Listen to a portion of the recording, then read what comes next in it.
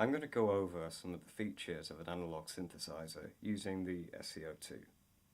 The controls should be similar on practically any analog synthesizer. I'm going to start with the oscillator section.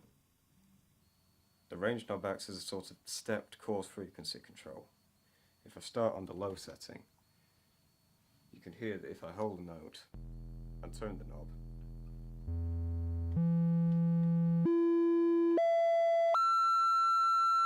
the note increases by 1 octave for every position on the knob.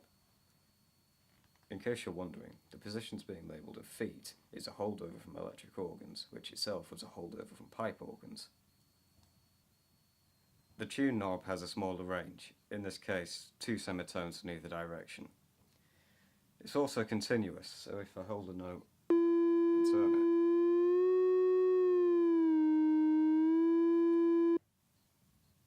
the main use for a tune knob is when you've got more than one oscillator going at once. So if I take oscillator 2 here, turn it up in the mixer, and play a note, you can hear a kind of beating effect, which is what happens when both oscillators aren't exactly in tune, which you can affect with the tune knob.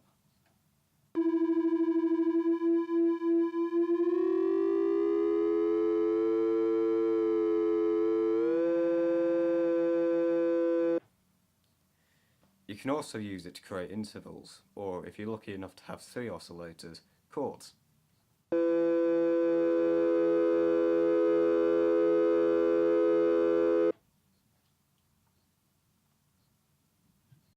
The waveform control affects the waveform that the oscillator produces.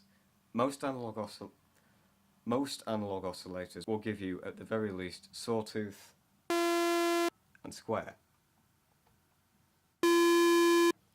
Square might also be called pulse, and you might have continuous control over the waveform. Square might also be called pulse, and you might have continuous control over the waveform, but in this case I have 3 discrete settings. I've got about 50%, which you've heard, about 25%, and perhaps about 10%.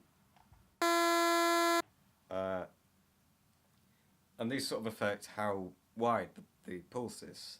You may also get triangle, and these oscillators give me sharp tooth, which is a kind of combination of saw and triangle, although that option's quite rare.